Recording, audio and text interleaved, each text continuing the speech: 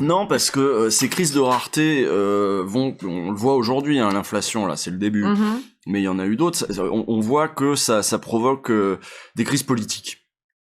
Ça va provoquer des crises politiques, et là, il y aura pas d'alternative autre que c'est soit les fachos, soit ça va être nous. Ouais. Donc soit les capitalistes vont devoir lâcher du lest, soit les capitalistes vont devoir s'allier avec les fascistes. Mais on sait qu'ils vont préférer le fascisme. Hein. Voilà, mais ça veut pas dire qu'il n'y a pas des pays dans lesquels d'autres solutions. Il y a une marge de manœuvre, ouais. Et si en ce moment on regarde de manière un petit peu admirative ce qui se passe en Espagne.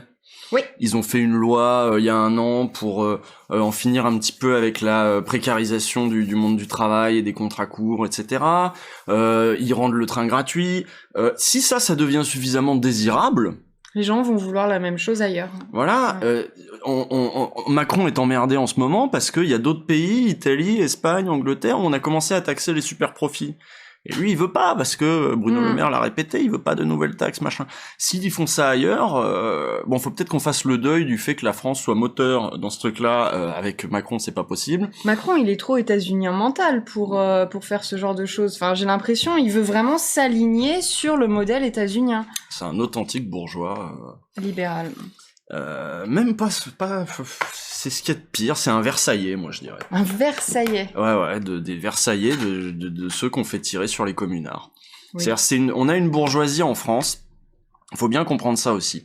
On a une bourgeoisie en France, contrairement à d'autres pays où on a des bourgeois qui ont accepté des systèmes un petit peu de cogestion, etc. Nous, on a une lutte des classes intense en France, ce qui fait qu'on a des syndicalistes vénères, mais on a aussi des bourgeois vénères.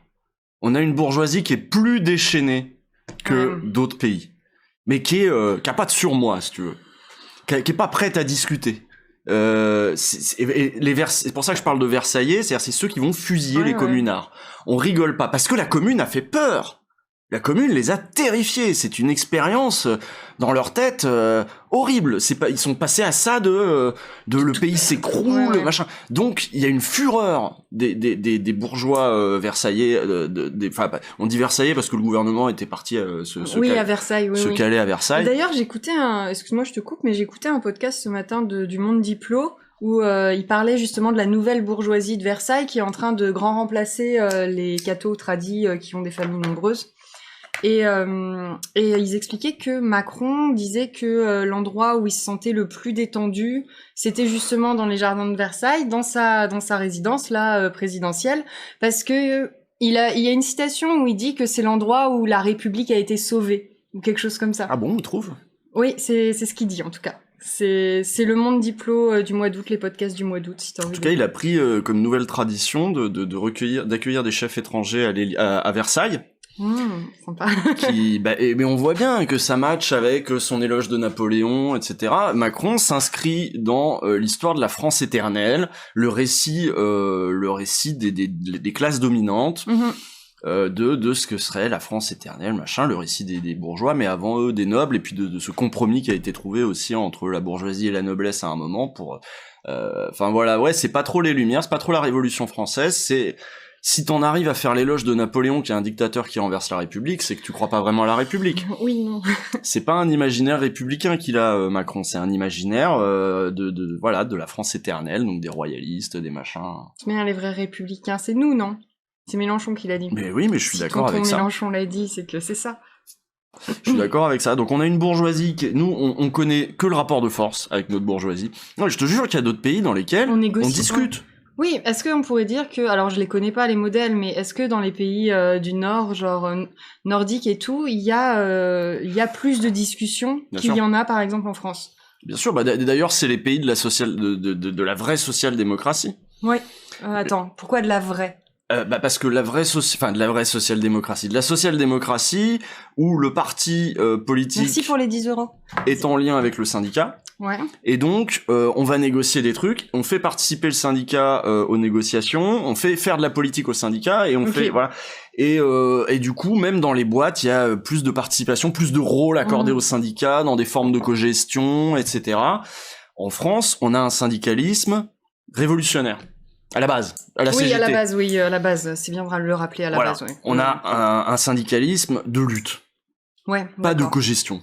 Non, mais pas du tout, ouais. C'est une tradition, ça veut pas dire qu'ils vont pas, un syndicaliste va te dire, tu rigoles, la CGT signe tant d'accords, machin, on fait aussi des accords, évidemment. Mais dans le fond culturel, c'est quand même un syndicalisme de bagarre. Oui, mais donc on a une bourgeoisie de bagarre. Mais pourquoi est-ce qu'on n'a pas réussi à passer sur un modèle vraiment social-démocrate avec une discussion avec cette bourgeoisie? Pourquoi est-ce qu'on est resté vraiment dans ce conflit sanglant hérité de la Commune? Moi, je pense que c'est culturel, hein. C'est culturel. On a une classe dominante qui a la trouille de l'insurrection. Oui, voilà. Donc, et parce que l'histoire française est parsemée d'épisodes qui ont été traumatisants. Oui, un peu, oui. La guillotine, tout ça les a... C'est resté ça, c'est ça. La guillotine, les barricades, tout un tas d'autres... Les voitures qui brûlent. Ça... Voilà, et donc... voilà, même mai 68, si tu veux, c'est un traumatisme pour un certain nombre d'entre eux. Fallait voir ce que Sarkozy disait de mai 68. Oui, il a craché dessus, oui. Et c'était très très délicat pour Macron en 2018 de savoir si il fallait commémorer ou non mai 68. On a fait le strict minimum. Hein. Ouais. C'est clairement un truc qu'il faut...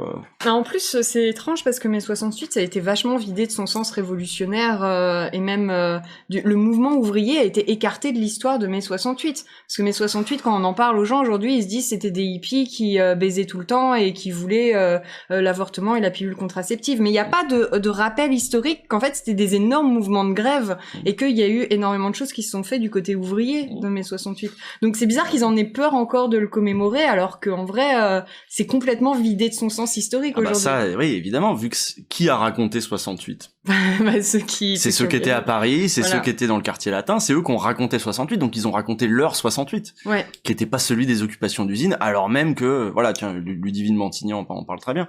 On a anesthésié pour essayer de rendre édulcorer un petit peu mai 68, on en a donné une vision comme ça, et en disant que c'était un truc culturel, que c'est un truc de bourgeois, machin, et donc comme ça on a une image qui est beaucoup plus caricaturable, qui est beaucoup moins intéressante aussi, où on dit aux ouvriers, ça ne vous concernait pas mai 68, c'était les bourgeois, bien sûr que ça les concernait les ouvriers. Bah oui, c'est eux qui étaient, enfin genre la grève générale qui a duré, la plus grosse grève générale de France depuis Exactement. Je sais pas combien de temps d'ailleurs. Qu'on n'a pas revu depuis non plus. Et qui a débouché sur je crois que c'était les accords de Matignon derrière, avec des hausses de salaire, avec enfin un truc de ouf quoi.